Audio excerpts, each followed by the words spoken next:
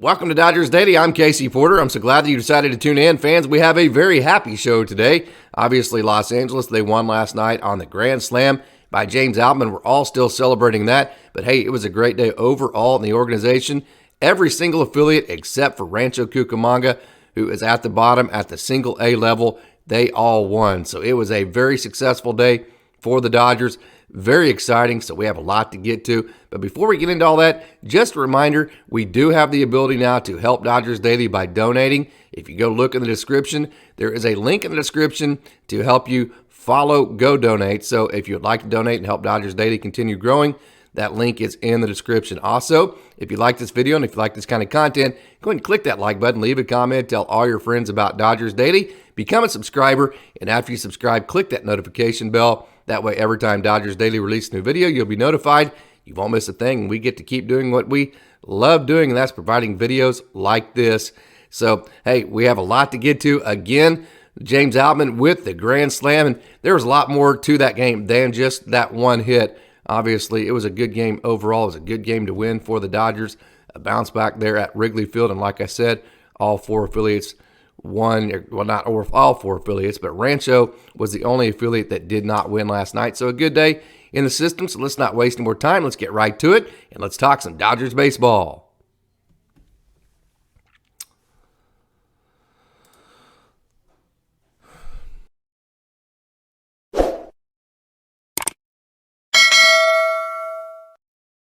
So the Dodgers win 6-2 last night. It was an exciting game, certainly an exciting finish. The Dodgers hit 3 home runs last night. Max Muncy hit one, and then obviously James Outman hit the other 2. Hey, how about this? You know, it just seems like every time Max Muncy hits a home run, the Dodgers win. Check this stat out. You know, it just seems like his home runs give the – I talked about the other day how dunks seem to give a team, you know, a little bit more energy. So although it's 2 points, it may turn into way more than just those 2 points.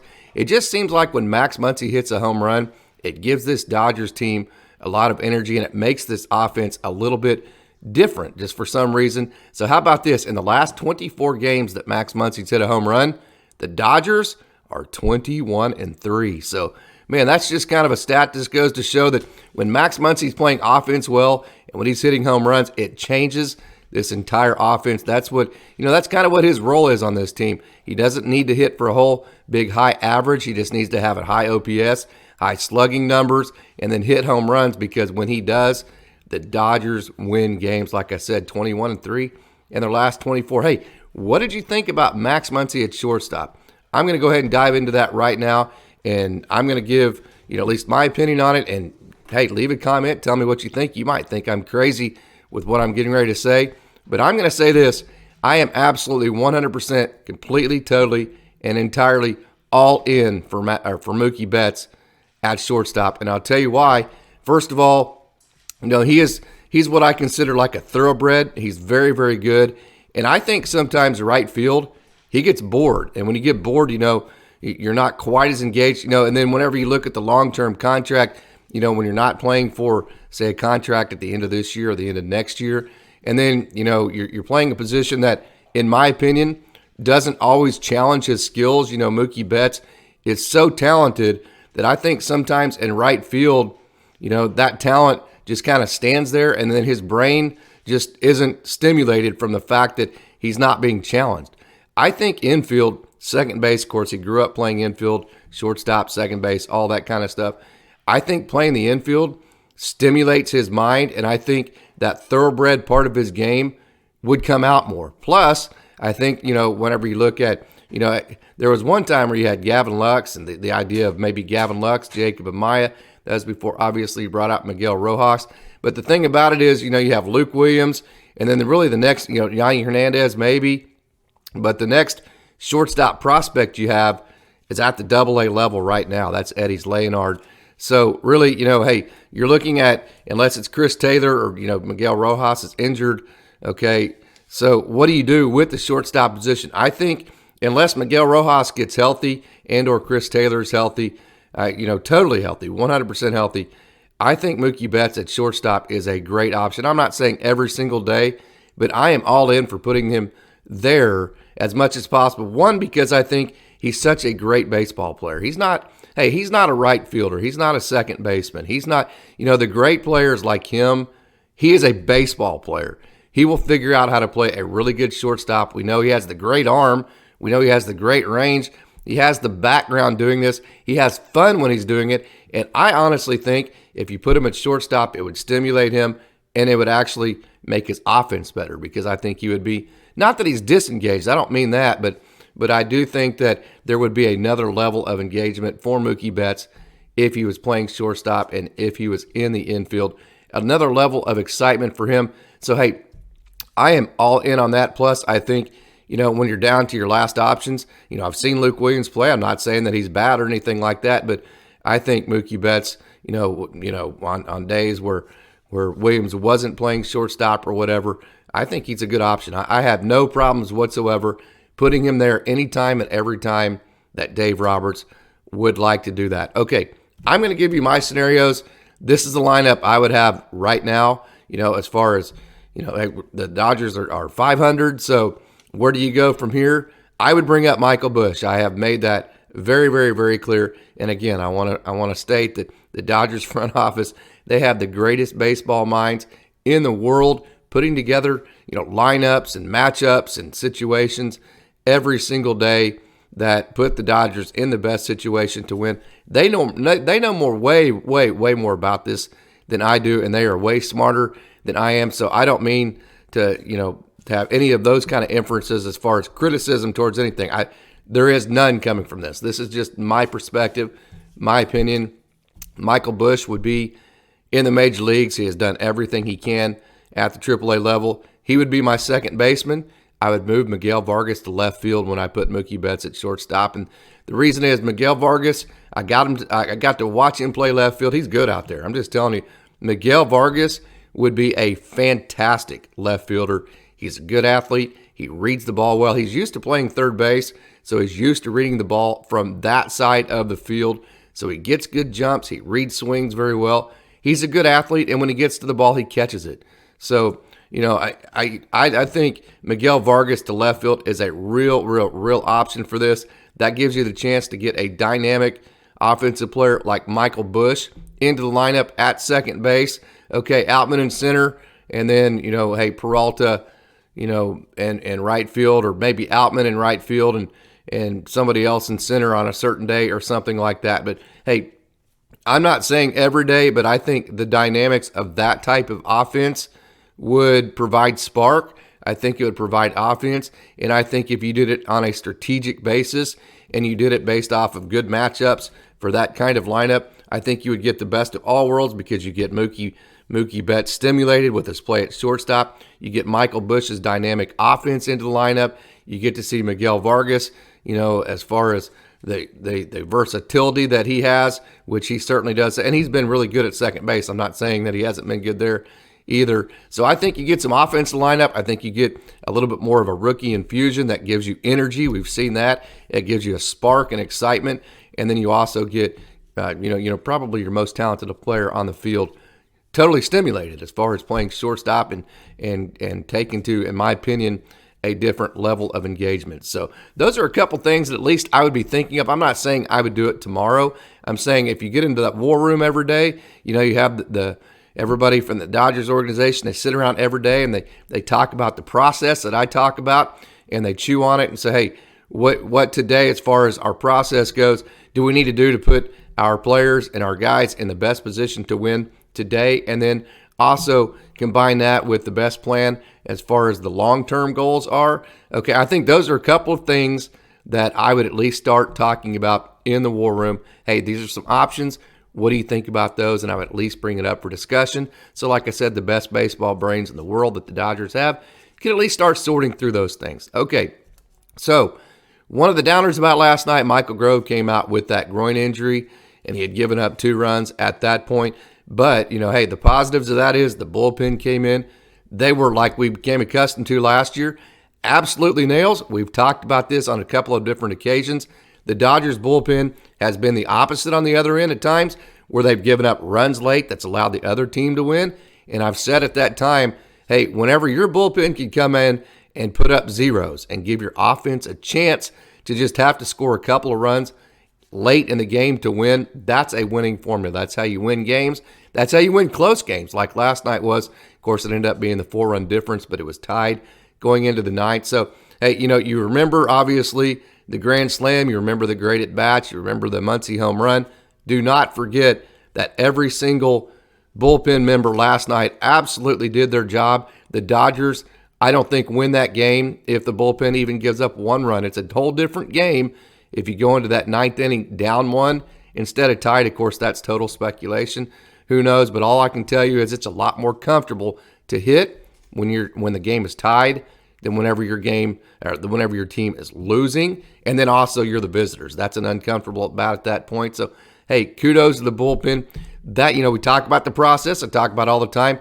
That's part of it. When you see the bullpen go nails like that, that really makes you feel like your process is headed in the right direction, in the sense that that type of scenario will give you a chance to win every single game and close games, which has been a bugaboo for the Dodgers in the past. Hey, how about Tony Gonsolin? He had a rehab start. Don't look at the numbers. Whenever you're in a rehab start, especially guys who have major league experience, like as much major league experience and successful major league experience as Tony Gonsolin, they're not looking at numbers. They're looking at, hey, how many pitches did I throw? What type of pitches did I throw? How did it feel coming out of my hand? And then the big thing is, hey, did I come out of it totally healthy? The number one thing, especially your first couple of rehab starts, is how healthy did I come out of it? He came out of it healthy. Gonsolin did. Threw a lot of split fingers through his four-seam, so he looked good yesterday in terms of health. He was energized. I got to watch the game. I got to watch quite a bit of him in Albuquerque, and he looked really excited. He threw to Hunter Feduccia, who had another 2 hits yesterday. Hunter Feduccia is the hottest hitter on the planet. Unbelievable how hot Hunter Feduccia is. We'll get into that here in a minute. But, hey, Tony Gonsolin. Okay, so that kind of segues us to our next part of this show is now that Michael Grove has the groin injury, what do you do at that 5th spot? Of course, some people have told me just, hey, take those rehab starts from Tony Gonsolin, throw him in the major leagues at your 5 spot in your rotation, and go from there. I don't think that's where the Dodgers are going to go, at least immediately. So you have a couple of options. I think the easiest option at this point would be just to throw Andre Jackson in that 5 slot until Ryan Pepiot gets healthy, because Andre Jackson is on the 40-man. Andre Jackson has a background in starting pitching, and Andre Jackson, we've seen, can extend multiple innings. And when he's been good this year, Andre Jackson has been good. Of course, he's had some outings that have gone sideways on him as well. So I think the easiest thing to do, I'm not saying the best, that's going to be up for opinion. And again, that's all part of that war room and all part of the process. The front office guys will figure all this out. Dave Roberts, all the coaches, managers, they'll figure this out. But the easiest thing to do right now would just be to slip Andre Jackson into that 5th slot and just let him get those starts until Tony Gonsolin, Ryan Pepiot become, they become available as far as not being injured. Okay, so if you went rookie, I think the first rookie that you would have to take, I think it would be obvious the guy that would come up would be Gavin Stone, but he's not on the 40-man. So kind of like we saw with the catching issue when Will Smith got hurt, Hunter Feduccia wasn't on the 40-man. So the Dodgers went and got a major league veteran that, in my opinion, when Smith gets healthy, then they can take, wins and they can DFA him, put him through waivers. Let's see if, even if he does get taken, you lose him, you're right back to the way everything was before. We'll see if the Dodgers go that way with that 5th spot. But if they don't, and they go rookie with Gavin Stone, they would have to take somebody off of that 40-man. Gavin would have to go on that, and they would not DFA Gavin Stone. So if they do that with Gavin Stone, it is a permanent move. That starts his option years, and Gavin Stone now is on the clock as far as his 3 option years would go, and he would stay on the 40-man. So that would be a huge decision for the club. Hey, are they ready to do that with Gavin Stone? We'll see. If they decide to go veteran within the organization, here are your options. William Cuevas, Matt Andriese, Dylan Covey, Tyler Sear, Taylor Scott. Those are your major league veterans that are starting pitching options at the AAA level right now. William Cuevas has a 7.30 ERA with Oklahoma City. He has 22.1 major league innings. Matt Andriese, 9.35 ERA with OKC. Okay, he has 509 major league innings. Dylan Covey, 6.23 ERA so far with OKC, 264.1 innings. Tyler Sear, 5.63 ERA, 13.1 Major League innings. And Taylor Scott, he has been really good. He's been in relief, but I think he could probably slide in at least as what the Dodgers would call an opener and give you 2, maybe 3 innings at the beginning of a game and do that kind of thing. He's the South African that has kind of that 3/4 slot to him. He has a 1.23 ERA, 28.1 Major League innings. So, again, Matt Andriese, William Cuevas, Dylan Covey, Tyler Sear, Taylor Scott, those are your Major League veteran options at the AAA level. Of those guys, if the Dodgers went that route to take a Major League veteran, move him onto the 40-man, that way kind of like the catcher spot, in my opinion, they could DFA that guy, put him through waivers, see if he could catch on with a Major League roster somewhere. If not, the Dodgers get him right back at the AAA level, and everything goes back to the way it was.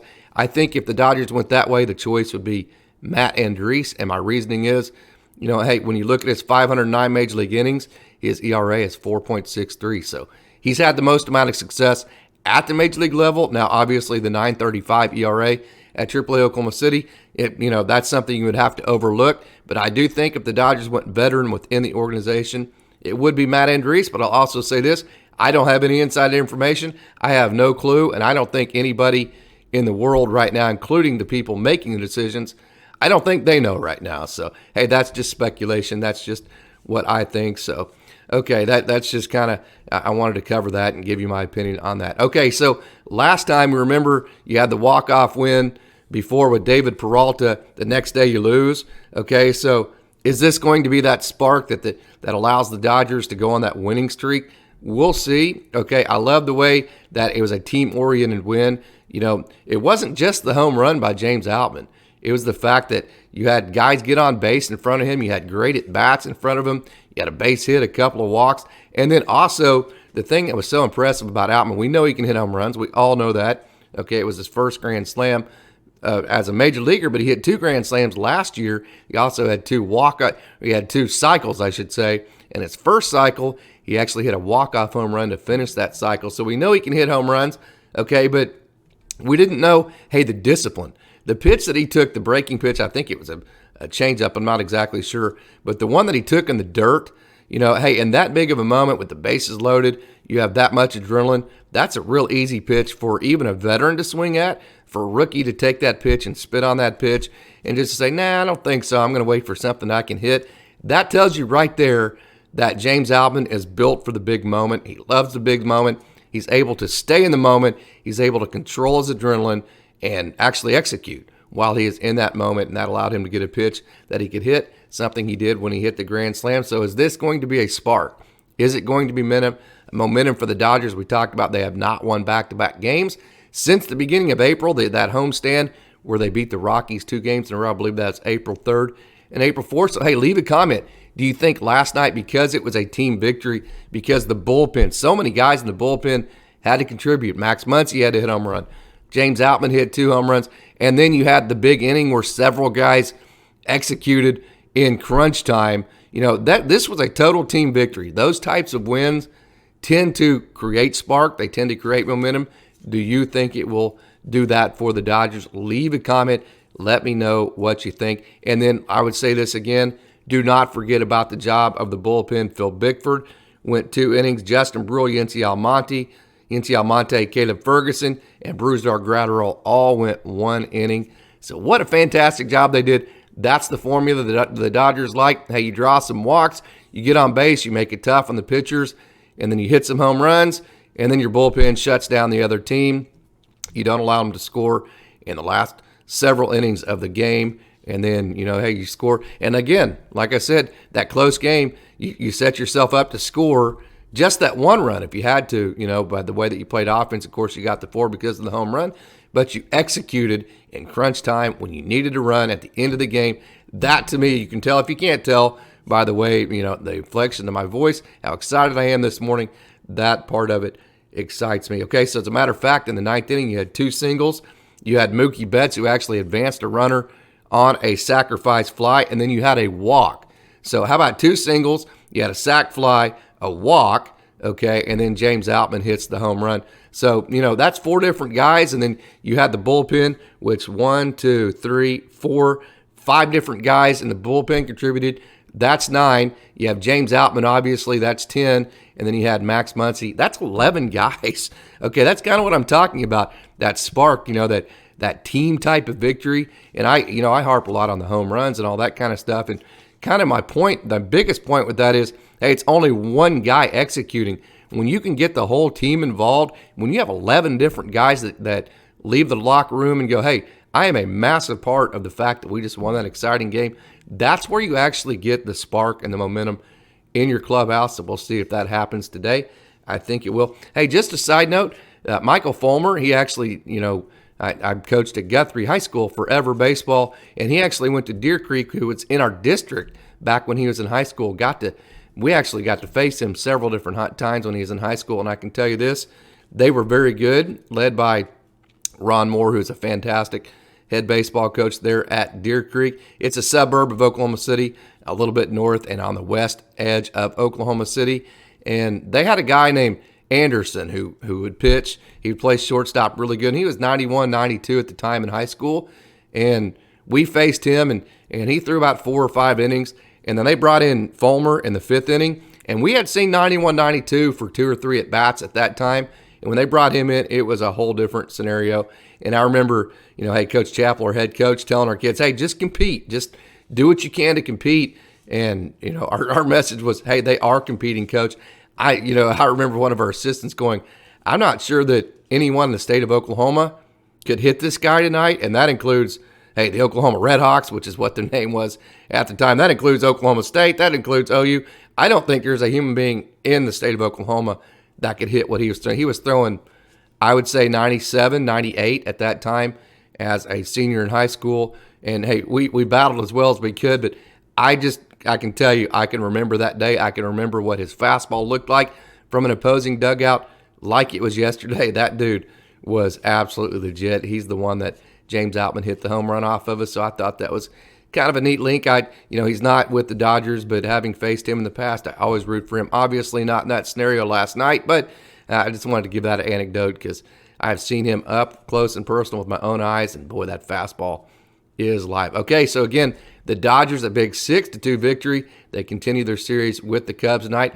Hopefully, last night is momentum and a spark for them to win back-to-back games and more from here. So that concludes our talk about the Los Angeles Dodgers. Let's now turn our focus to the minor league systems. Let's not waste any more time. Let's get right to it, and let's take a trip down on the farm.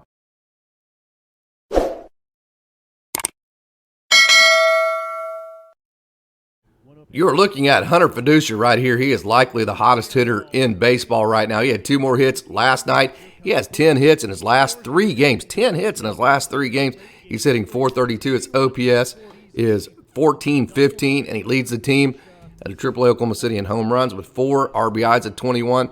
So, boy, Hunter Feduccia has absolutely been raking this year. The Oklahoma City Dodgers last night, they won again 8-6 to go to 13-5.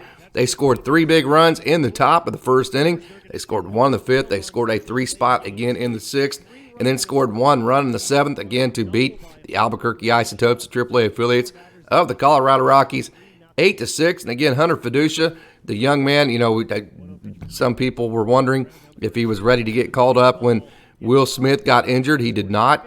Obviously, the Dodgers went out and got a veteran catcher instead. But, hey, instead of pouting about that, instead of being frustrated with that, he has done nothing but stay hot and continue to grind and do exactly what he's supposed to do. He is super hot. I'm super excited about him. I had a chance to talk to him last Sunday. So that interview has been released if you want to hear from him himself. He's a wonderful young man out of Louisiana. Again, Barb High School, LSU Eunice, and then finished his career at LSU. Well, when I was trying to figure out whose highlight to do after the James Outman highlight, after all that excitement, isn't that cool in center field with those, I believe, what are those, I don't know what kind of, I'm not real good with my trees as far as Albuquerque goes. Pine trees, maybe spruce trees, something like that. I'm not exactly sure what those are, but those are really cool. That's an awesome stadium there at Albuquerque. I was thinking, hey, who in the world am I going to put behind the James Outman, walk-off? Because that's a pretty tough act to follow. Well, hey, and I thought, well, how about Jahmai Jones, man? Nobody better. Look, he hit into the trees. Look at that ball rolling. That's really cool. I love that. That's fantastic. How about Jahmai Jones? Nobody better, because if you remember, Jahmai Jones, he had the back-to-back walk-offs to begin the year for AAA Oklahoma City. And then after they left, they had the 3-game series in Oklahoma City to start the season. He had 2 walk-offs in that series. And then when they went on the road at Las Vegas for their 4th game of the year, their first road trip, he hit a home run in his first at-bat there, and he was the hottest player on the planet. So, hey, nobody better to follow up the walk-off from James Outman as far as the highlight goes. If you go to my Twitter, then Jahmai Jones, he hit one dead center last night. Lots of power. Well, like I said, every single time would not be a AAA Oklahoma City highlight show if you did not put Michael Busch in it. He had another hit yesterday for Oklahoma City. He has hits in 5 games in a row, 13 of 14. He's hitting .343, OPS .985. His on-base percentage, .471. So, like I said, Michael Busch, one of the best young hitters that I have ever seen, and he just continues to rake for AAA Oklahoma City. So here's a good look at least part of Tony Gonsolin's rehab outing yesterday. He had good energy. He was excited. He looked very good. And like I said, any time that you go for a rehab start, the goal is to come out of it healthy, which is something that happens. So from that perspective, although he did give up a couple runs, nobody is going to even think about that ever again. They are going to be excited about the fact that he came out of it. He threw 57 pitches, 35 of those pitches, of those 57 pitches were strikes, and he threw 24 four-seams. He was about 90 to 93 on his four-seam. He threw 17 splitters, which is good, 11 sliders, and 5 curveballs. So, hey, Tony Gonsolin, if you want to see his entire first inning and some of his action from yesterday's rehab start, that's Hunter Feduccia catching there, then go to my social media, and you can see all of that, whether it be Twitter, Facebook, Instagram, or TikTok. The Tulsa Drillers scored 1 run in both the first and second inning. They scored another single run in the 5th, and that was all the scoring in the entire night. This has become a good series and a good, rivalry, if you will. Tulsa and Wichita are a couple hours apart from each other. They actually gave it a name. They call it the Propeller Series, one of which the Drillers won last year. You're looking at Nicknastrini here, and again, the Tulsa Drillers, they won 3-0 last night. Nicknastrini, good grinder-type performance. He had 3 walks, so the command wasn't right there. You can see it wasn't exactly what he wanted it to be. But even having said that, these nights to where you don't have your A stuff, I say it all the time. Anytime a pitcher has his A stuff, which isn't going to be, believe it or not, boy, look at that big old curveball. He is very talented. He has all the stuff. But anytime, a pitcher has his A stuff, they're going to get outs. That's kind of not, that's not really how you evaluate a pitcher. That might be how you evaluate whether they have the talent to become a major leaguer. But the guys that actually have staying power are the guys that can do like Nicknastrini did. They can find another pitch. They can find another gear. They can find, just a way to grind through the fact that, hey, maybe you didn't have the best command that you've had ever in the world. It may not have been your A-plus stuff in terms of command, but you figured out a way to grind into a good start for your team. That's what Nastrini did. Look at that slider. Good pitch. So you've seen his curveball, his slider. You can see he's a little bit intense. Probably frustration is what you're seeing on his face right there because of the command last night. I have not spoke to him, so don't let me speak for him. That's just pure speculation, but that's just my opinion as far as what I see there. So outings last night, where you don't have your A-plus command, but you grind into a 3-inning scoreless outing, those impress me. That's what Nastrini did last night. We know he has the big arm. We know there's another pitch he pulled right there. We know he has the big stuff, but hey, and they all do at this level. So how are you going to do whenever all that stuff's not at A+? Maybe it's a B, maybe it's a C. Can he still grind out good performances? Nick Nastrini showed that he can do that last night, so from that perspective, very impressive. JonnyDeluca got the scoring started in as you can see here, the first at bat for the Tulsa Drillers in the bottom of the first as he hit his second home run of 2023. This young man, he can do it all. I've said it many different times. He can beat an offense in any which way. He can bunt for a base hit. He can hit home runs. He can base hit you. He can hit doubles. He can steal bases. He can hit sac flies. He can hit behind runners. And like I said, he had 7 stolen bases last year. So JonnyDeluca, second home run of 2023. Like I said, he can beat a defense in every which way. Watch out for this guy. I'm telling you, Kylehurt, man. He was throwing 97 to 99 with that changeup right there. With the off speed, look at that diamond he just dropped in to the lefty there. Love that left-handed changeup. Use the slider to the right-hander. Use the changeup to the lefty, and then you have an occasional curveball that you just drop in just to kind of keep the hitter honest, maybe for a get-me-over for a strike one, or, maybe in a situation to where a guy's just sitting dead red. You just want to flip in a strike. type curveball, just flip it in there to give the hitter a different look. Okay, so I love that mix. Kylehurt 97 to 99 last night, and look at that. It's coming out free and easy. Just watch his motion, watch his release. It does not look like 97 to 99 because it is so effortless. I'm just telling you, I don't know if he made adjustments over the offseason. I don't know if they changed anything mechanically. I'm not that good to be able to pick out differences like that. And to be honest with you, look at that big old breaking ball right there. And to be honest with you, I don't ever ask because it's not a whole lot of my business. You know, hey, if it's obvious and it's something you want to talk about, then great. But typically they don't. So I'm not exactly sure if he made some mechanical adjustments or what he did. But I'm just telling you, the ball is coming out of his hand freer. It's coming out of his hand easier. And when you look at that 97 to 99 that we're seeing in this video, it is easy looking. It is easy power, which tells me he pulled that one. He overthrew that one, which he pulled. But most of the time, like right there, that's an easy 97 to 99. And that tells me, you know, that, hey, he can keep that up and he can do that over extended innings because he's not maxing out. So Kylehurt, and that typically, you know, that profiles as starter type stuff because, you know, you don't have to max out to hit that 97 to 99, which will allow you to, you know, be a little bit more economical in terms of the energy that you're using. So Kylehurt, wow, what a great job he's done so far this year. Okay, how about this? He has yet to give up a run, and he has 11 strikeouts, just 3 walks. So Kylehurt, the young man out of San Diego who played a million different sports growing up. As a matter of fact, if I scroll up here, he played a travel team called the RC Stars. Then he was selected to play in the West Coast Stars, which consisted of 20 of the best players in the entire West Coast. He played attack and long pole. Okay, so he played attack and long pole, but he was a goalie most of the time.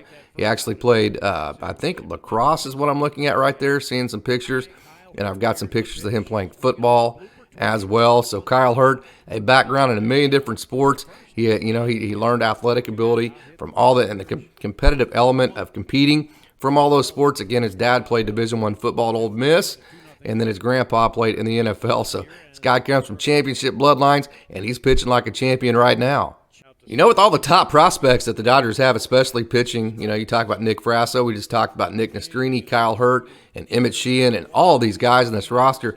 Hey, how about trevorbettencourt, who quietly is putting together a good year? He threw 2 scoreless innings last year. Kind of that veteran guy that just keeps grinding, just keeps going, you know. He threw 2 scoreless last night. He struck out 2. He walked nobody. Bettencourt was a 25th round draft pick in 2016. Like I said, he's just kind of been that veteran guy that, well, watch this catcher. If you get to see it, Jose Ramos. Nope, that wasn't the one I was talking about. Later on, we'll talk about braydonfisher. Jose Ramos made a great catch at the wall. You didn't quite get to see it with the video they saw, but it was awesome. So Bettencourt, 25th round draft pick, 2016. He's been in the game since, kind of bounced around, and here he is with the Dodgers, very motivated, pitching well for the AA Tulsa Drillers. If Hunter Feduccia is not the hottest hitter on the planet, then it has to be jorbitvivas. He extended his hit streak to 13 games. That includes all 12 games this year and the last game of last year. Okay, so jorbitvivas has hit safely in all 12 games this year. He's hitting .367. His OPS is .1058, and he has 5 multi-hit games. So it's not that he's just getting a hit every game. He's also having multi-hit games as well in that 12-game hit streak. So how about jorbitvivas, the young man who's played second base? They moved to third base this year. He's played quite a bit at third base. That left-handed swing, I love that. Very powerful, very dynamic. Off to a great start with the Tulsa Drillers. He's on that 40-man. Don't forget that. So excited for League City, Texas native Braydonfisher, who made his AA debut last night. And the excitement about that is, hey, you're in Midland, Michigan, which is a wonderful place. It's a wonderful environment. They do a great job at Midland, Michigan. But when you're from Texas and you get to move to a team that's located in Oklahoma, guess what happens? Hey, your family, your friends, they get to all come and watch you. They are on their way. They did not get to see last night's performance, but they're on their way to come see young Mr. Braydonfisher, who's been in the organization for quite a while, but he got drafted out of high school, so he's still pretty young. So you know that Braydonfisher, being back at least, you know, Oklahoma borders Texas to the north, being back closer to home, he had to have some. And when you combine that with it being a AA, you know, you move up levels and being your debut at a different level, he had to have been, you know, at least somewhat nervous, had some good nervous adrenaline type going. Of course, once you throw that first pitch, a lot of times that nervousness just turns into straight running competitive energy, which is awesome. That's how competitors end up, being so competitive. So, he had to have all that. He had a really good outing. It was really exciting to watch. He has great energy. He went 2 scoreless innings. And hey, Braydonfisher, he has not given up a run so far in 2023. The Great Lakes Loons scored 3 in the 4th, 1 in the 6th, and 1 in the 8th to beat the South Bend Cubs, the high A affiliates of the Chicago Cubs. Hey, the big club, the LA team, is playing the Cubs, and so is high A Great Lakes. Hey, they beat the Cubs last night 5-2. You were looking at Yeinerfernandez, who had a good game last night. He drove in Tayloryoung, who got a triple to start that inning, and that was the first run of the game in a fairly cold day there at Midland, Michigan. So, hey, Yeinerfernandez, the Dodgers' number 15 prospect, got the scoring started with RBI, scoring Tayloryoung last night. There he is right there. So, all right. So, the Great Lakes Loons, again, win 5-2 over the South Bend Cubs. Here's Tayloryoung right here, the young man who is the all-time hits leader at Louisiana Tech. And, hey, beyond the hit tool, I like that triple right there. That got the party started. As you can see, the Loons had yet to score. Bottom of the 4th inning, there were no outs. He hits this leadoff triple. You love the hustle, and look at the energy he brings his team. That's what Tayloryoung does for a team. Beyond, hey, just the physical abilities, which are fantastic on a baseball field. He provides a lot of energy. He provides a lot of grit. Look at that. His players, his coaches, his managers, they all love him. So Tayloryoung, he was the all-time hits leader at Louisiana Tech. And I'll tell you what, I'll put his baseball IQ up against anybody at any level. He knows that much about baseball beyond his hit tool. So big on young man out of Louisiana Tech. Originally Monroe, Louisiana, and Tayloryoung.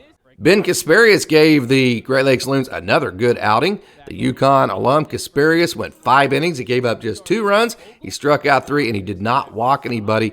Casparius has an ERA of 1.93. He has 13 strikeouts in 9 innings, just 4 walks. So Bencasparius, the young man that has 4 pitches. Boy, look at that changeup right there. That's quite a dime right there.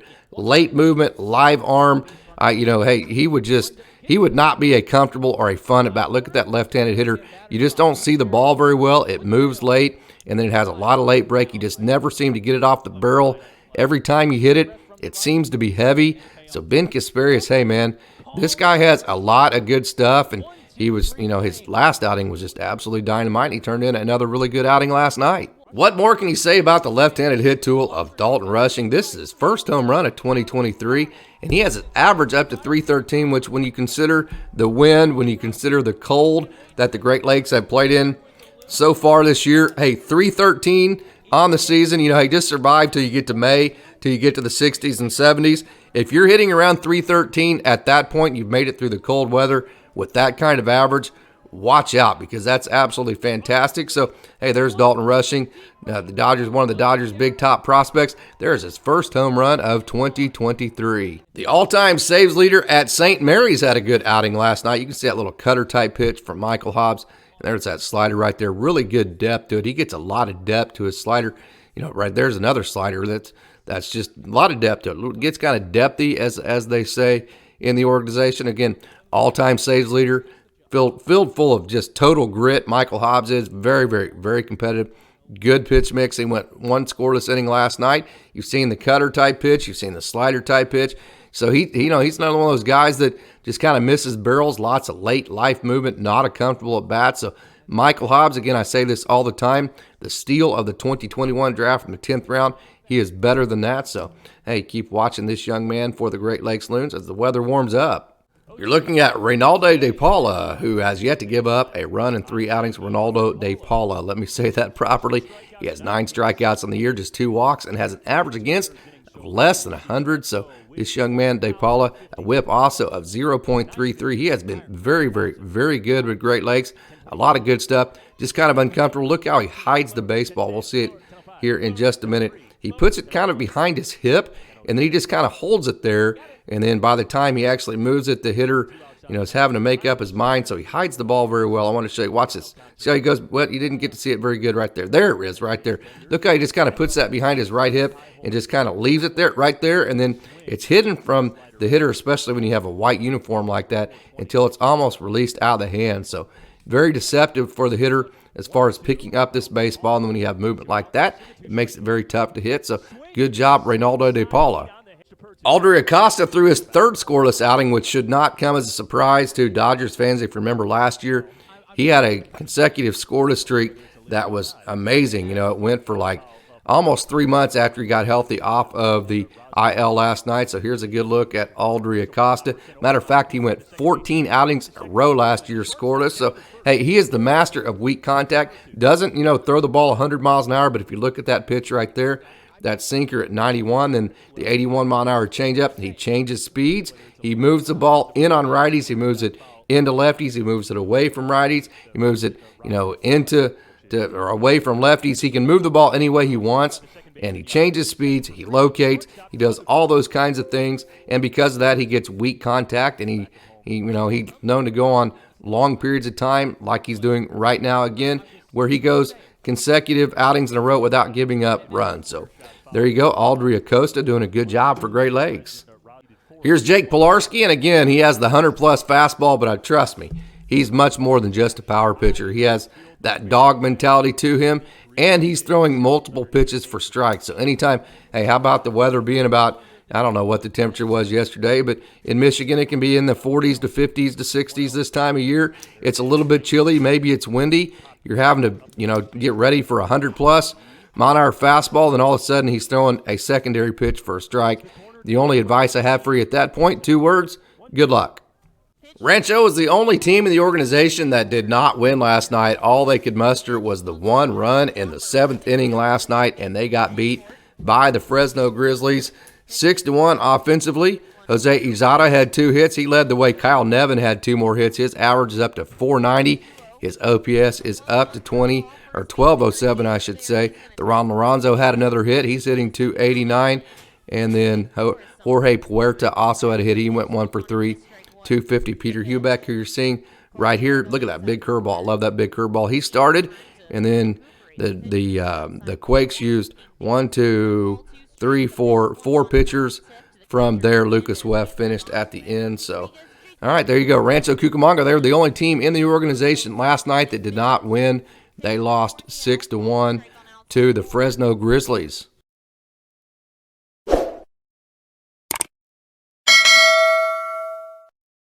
So there you have it. There's our show for you today. I told you it was going to be a busy show. Again, everybody except the Rancho Cucamonga Quakes, which is the Single A affiliate, they all won yesterday. So it was a wildly successful day in the organization, especially, like I said, as you always want, you got the win at the top with LA. So, hey, that's our show for you today. But before we get out of here, just a reminder, if you would like to help Dodgers Daily, we now have the ability, just a reminder, to donate. Go down in the description. The link is right there. All you got to do is click it. And if you'd like to help Dodgers Daily, just follow that link, and you can donate whatever you would like. Also, just a reminder, if you like this video and if you like this kind of content, go ahead and click that like button, leave a comment, tell all your friends about Dodgers Daily. Help spread the word, become a subscriber, then turn on those notifications. That way, every time Dodgers Daily releases a new video, you'll be notified, and Dodgers Daily can keep growing, and we can keep doing what we love to do, which is providing videos like this. As always, I'd like to thank you for tuning in and say, go Dodgers.